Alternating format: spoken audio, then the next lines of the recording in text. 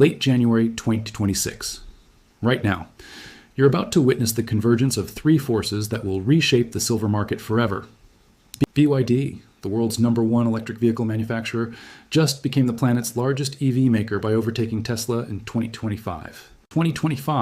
They sold 2.26 million battery electric vehicles last year, and buried in their technical disclosures is a timeline that should make every person holding silver pay very close attention, because what's coming in the next 12 months isn't just another industrial demand story. It's the moment when the largest automaker on Earth commits to a battery technology that could consume more silver than the entire solar industry. And that industry already takes 15 to 20% of global supply. Let me be very clear about what we're looking at.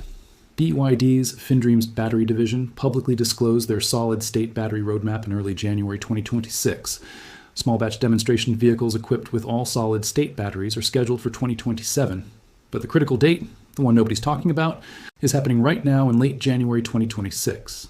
This is when BYD completes reliability verification in extreme environments. This is when they finalize their supply chain partnerships. This is when the industrial procurement begins, not for full production. For the preparation phase that locks in multi-year contracts with material suppliers. And one of those materials could be silver. Now, here's where this gets interesting. BYD's publicly stated technology route pairs high nickel cathodes with silicon-based anodes and sulfide solid electrolytes. That's their official position.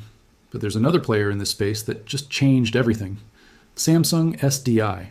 And Samsung's breakthrough uses something completely different, a silver carbon composite anode. Each battery cell requires approximately 5 grams of silver. A typical 100 kilowatt-hour battery pack, the kind you'd find in a premium electric vehicle, uses about 1 kilogram of silver. Not 50 grams like a traditional EV, not 100 grams, 1 full kilogram. 32 troy ounces of silver per vehicle. Let me show you why this matters. BYD sold 2.26 million battery electric vehicles in 2025. That's just BYD. The global electric vehicle market produced approximately 16 million EVs in 2025 across all manufacturers. Now, the conservative estimate from industry analysts suggests that by the late 2020s, if just 20% of global EV production adopts silver-based solid-state batteries, you're looking at 16,000 metric tons of annual silver demand, just from batteries. Let that number settle for a moment. Global silver mine production in 2024 was 25,000 metric tons. Total, from every mine on Earth.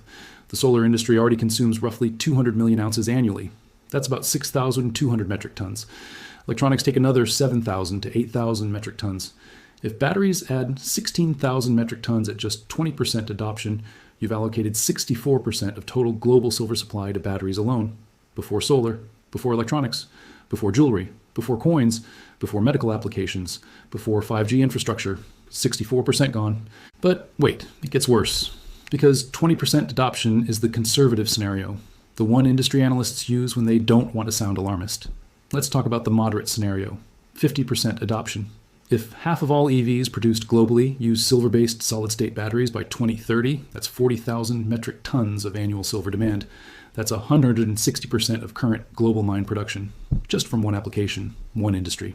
And we haven't even discussed what happens if BYD, the company that just sold more electric vehicles than any other manufacturer on Earth, decides that Samsung's silver carbon technology delivers better performance than sulfide electrolytes. Here's what you need to understand about BYD. They're not just an automaker. They're vertically integrated in a way that makes Tesla look like an assembly shop. BYD manufactures their own batteries through FinDreams battery. They produce their own semiconductors. They control their supply chains from raw materials to finished vehicles. When BYD commits to a technology, they don't license it. They don't partner. They build it themselves. And that means when BYD enters the solid-state battery market in 2027 with small batch demonstration vehicles, they'll already have locked in supply agreements for every critical material, 12 to 18 months in advance. That's happening right now, late January 2026. Let me walk you through the timeline. In 2026, BYD is completing extreme environment testing, minus 40 degrees Celsius plus 120 degrees Celsius. They're optimizing fast charging performance to support 5C ultra-fast charging that replenishes 80% of battery capacity in 10 minutes. In 2027, they launch batch demonstration installation, the first vehicles equipped with all solid-state batteries, high-end electric coupes, range over 1,200 kilometers, planned production about 1,000 units, small batch. But here's the critical detail. BYD's Bishan base in Chongqing is building a 20 gigawatt-hour production line. First phase goes operational in 2027. Their cost target is $70 per kilowatt hour. That's cost parity with current lithium-ion batteries. Cost parity means mass adoption becomes economically viable. From 2028 to 2030, BYD expands application to mid to high-end models. They're not keeping this in luxury vehicles. They're scaling it. After 2030, their stated goal is for all solid-state batteries to fully replace liquid batteries across their entire fleet. BYD plans to achieve global shipment volume of 556 gigawatt hours. Let me translate that into silver demand. If BYD reaches even half of their 2030 shipment target using silver-based solid-state technology, that's 278 gigawatt hours. A 100 kilowatt hour pack uses 1 kilogram of silver. That means 278 gigawatt hours equals 2.78 million individual 100 kilowatt hour packs.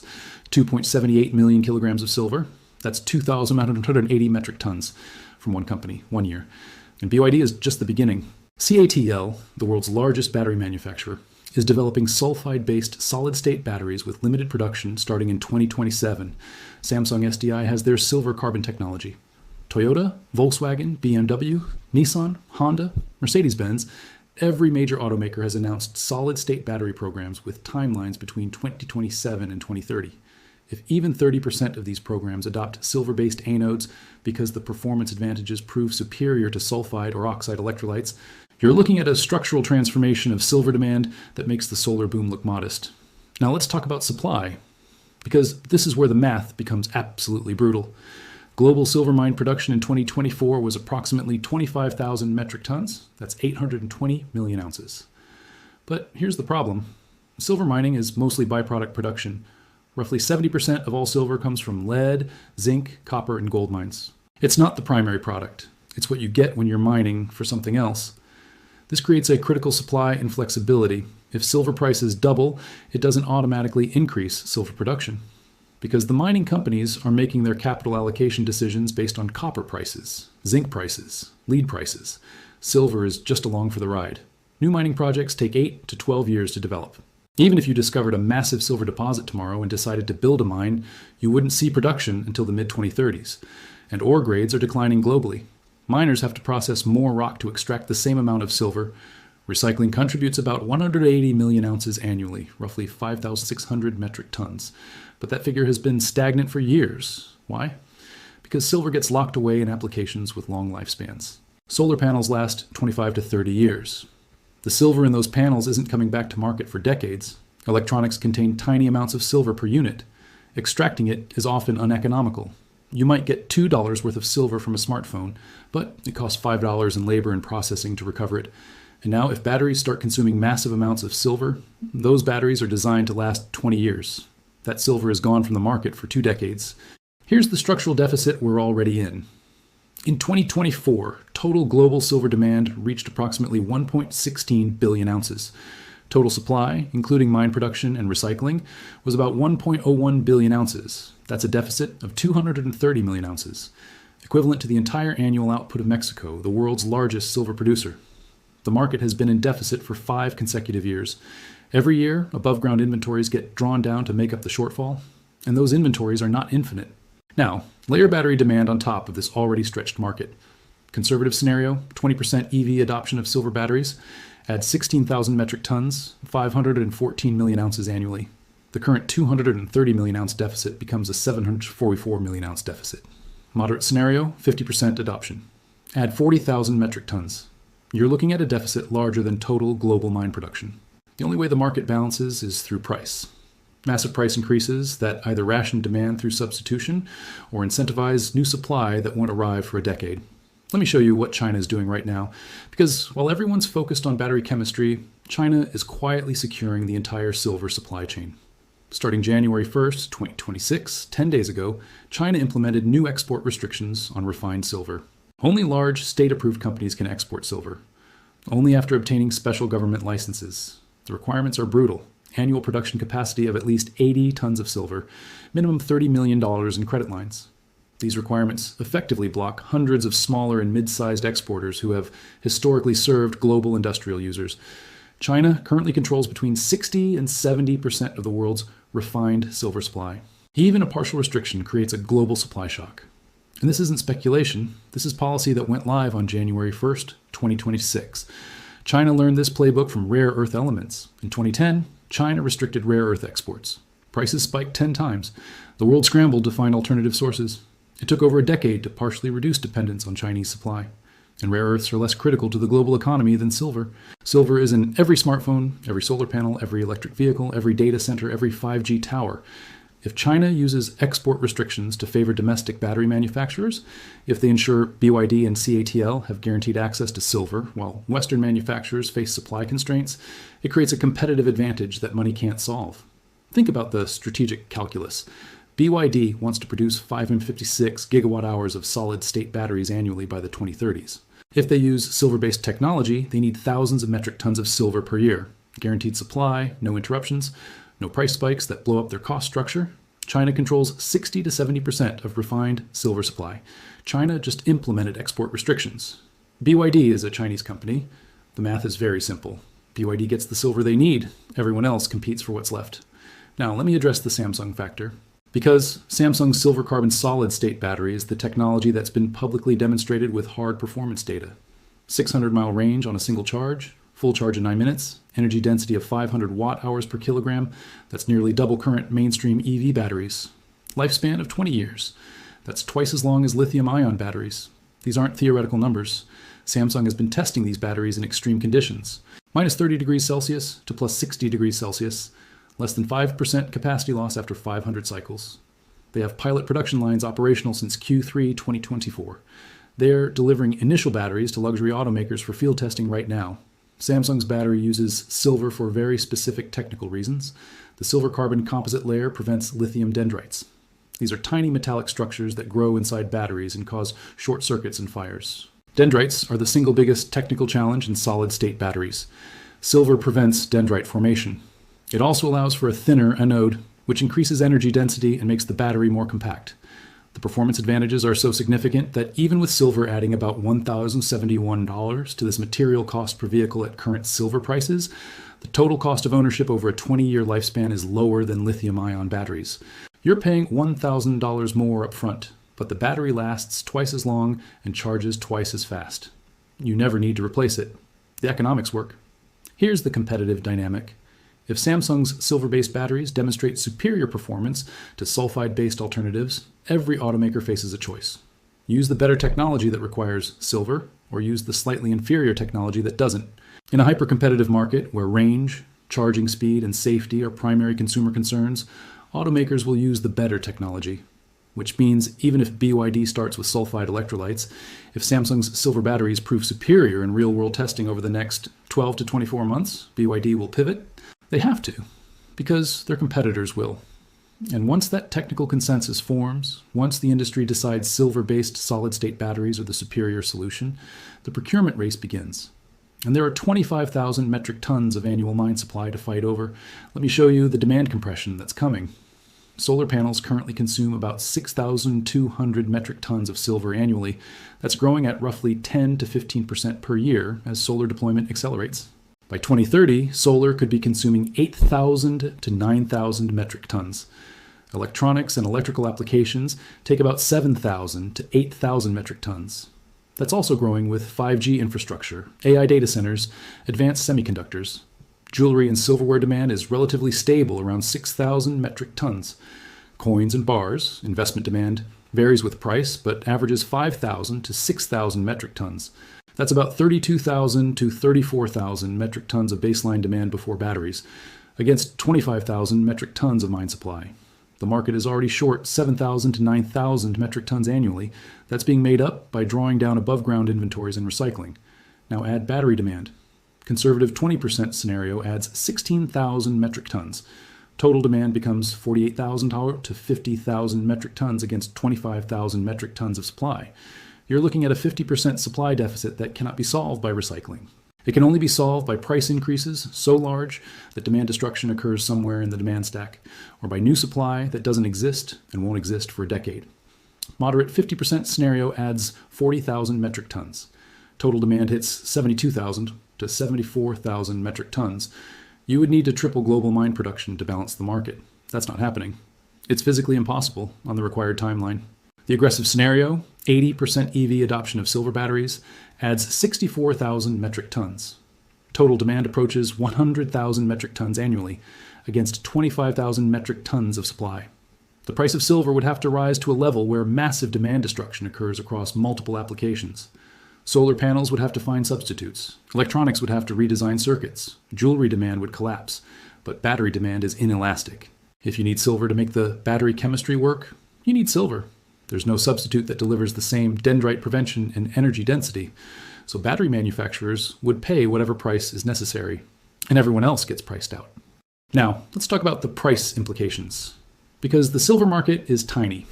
Total above-ground silver inventories that are available for industrial use are estimated at somewhere between 2 and 3 billion ounces. That sounds like a lot until you realize that's only 2 to 3 years of current global demand. If battery demand adds 500 million ounces annually, those inventories get consumed in 4 to 6 years. After that, the market is entirely dependent on annual mine production plus recycling. And if annual demand exceeds annual supply by 50 to 70%, the market simply doesn't clear. Price has to rise until demand falls or supply increases. Historically, silver is traded at a gold to silver ratio of about 15 to 1 during supply stress periods. Right now, that ratio is around 72 to 1. Gold is trading at approximately $4,200 per ounce. If the gold to silver ratio compressed to 30 to 1, silver would be $140 per ounce. If it compressed to 15 to 1, silver would be $280 per ounce. Those aren't fantasy numbers. Those are historical norms during periods when silver demand significantly exceeded supply. And we've never had a demand shock of the magnitude that silver-based solid-state batteries could deliver. But here's what most people miss. The price discovery happens before the demand actually hits. Markets are forward-looking. The moment the consensus forms that silver-based batteries are going to dominate the solid-state battery market, the moment major automakers start signing multi-year supply agreements with silver refiners, the spot price will reprice to reflect future demand. You don't wait until BYD is producing millions of vehicles per year to buy silver. You buy it the moment you understand the supply-demand imbalance that's coming. And that moment, if you're paying attention, is right now, late January 2026. BYD's timeline gives us the roadmap. 2026, extreme environment testing and supply chain finalization. This is when procurement teams start locking in long-term contracts. 2027, small batch demonstration vehicles. This is when the technology is proven at scale and automakers make their technology selection decisions for mass production. 2028 to 2030, expansion to mid to high-end models. This is when volume production begins and material demand starts scaling significantly. Post-2030, full fleet replacement. This is when battery demand hits maximum impact. But the price doesn't wait for post-2030 demand to arrive. The price adjusts in 2026 and 2027 when the trajectory becomes clear. Let me show you the industrial procurement timeline. Large manufacturers don't buy material spot. They sign contracts 12 to 24 months in advance. They lock in supply at negotiated prices. They build strategic stockpiles to protect against supply disruptions. Samsung, Toyota, Volkswagen, Nissan, BMW, Mercedes-Benz, GM, Ford, Stellantis.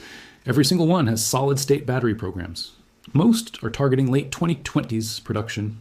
All of them are evaluating different battery chemistries: silver carbon, sulfide, oxide, polymer.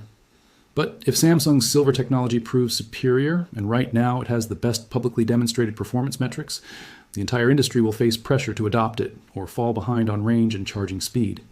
And the companies that waited, the ones that didn't lock in silver supply in 2026 and 2027, will find themselves competing for supply in 2028 and 2029 when prices have already spiked.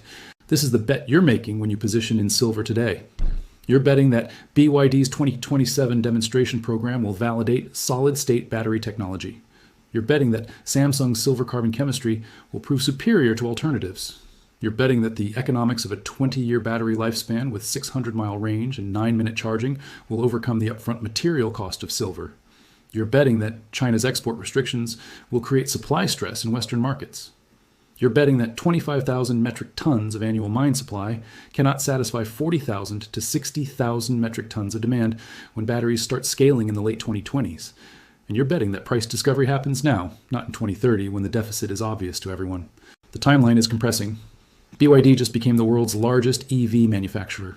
They sold 2.26 million battery electric vehicles in 2025. They're targeting 556 gigawatt hours of solid-state battery production by the 2030s. That's not a pilot program. That's full-scale industrial deployment. And if even a fraction of that production uses silver-based technology, the demand shock will be larger than anything the silver market has ever experienced. larger than the solar boom, larger than electronics, larger than all of those combined. Here's what you need to understand about industrial demand. It's inelastic. BYD doesn't care if silver is $30 per ounce or $100 per ounce.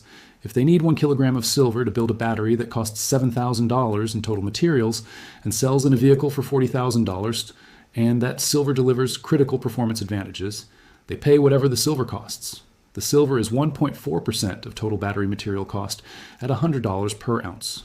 It's a rounding error in the total vehicle price. But it's 64% of annual global mine supply if battery demand scales to conservative projections. This is the asymmetry. Silver represents a tiny fraction of battery cost, so demand is price insensitive. But silver supply is fixed and slow growing, so even modest increases in demand create massive supply stress. When price-insensitive demand meets fixed supply, price becomes the only variable that can adjust, and it adjusts violently. The question isn't whether this happens. The question is when you position for it. You can wait for confirmation, wait for BYD to announce their battery chemistry, wait for Samsung to sign supply contracts, wait for silver prices to start rising, or you can recognize that by the time confirmation arrives, the opportunity has passed. The smart money doesn't buy after the news breaks. The smart money buys when the pattern becomes clear, but before the crowd understands what's happening. Late January 2026, BYD is completing extreme environment testing. Supply chain partnerships are being finalized, procurement contracts are being negotiated, China's export restrictions went live 10 days ago, Samsung's pilot lines are running. The solid-state battery revolution is not a future event. It's a present reality with a 2027 demonstration timeline and a 2030 mass production target. The demand bomb hasn't detonated yet, but the fuse is lit, and the fuse is a lot shorter than most people think. Every ounce of silver you own today is a position in the most critical industrial metal of the next decade. Not gold, not platinum, silver. The metal that makes solar panels work, the metal that makes 5G possible, the metal that might make electric vehicles finally deliver on their promise of 600-mile range and 9-minute charging. The metal that China is restricting exports on while their domestic manufacturers prepare to consume thousands of metric tons per year. This is not financial advice. This is pattern recognition. BYD's timeline is public. Samsung's technology is proven. China's export restrictions are policy. Global mine supply is fixed. The math is simple. The implications are profound. And the window to position before industrial procurement begins is measured in weeks, not years. Late January 2026. The preparation phase is happening right now. When BYD's demonstration vehicles roll off the line in 2027, the silver supply agreements will already be locked in. The question is whether you positioned before that moment or after it. The silver market just went from structural deficit to potential supply crisis. Not someday, now. And the catalyst isn't speculation. It's the world's largest electric vehicle manufacturer preparing to deploy battery technology that could consume more silver than any single industrial application in history. The demand compression is coming. The only question is which side of it you're on.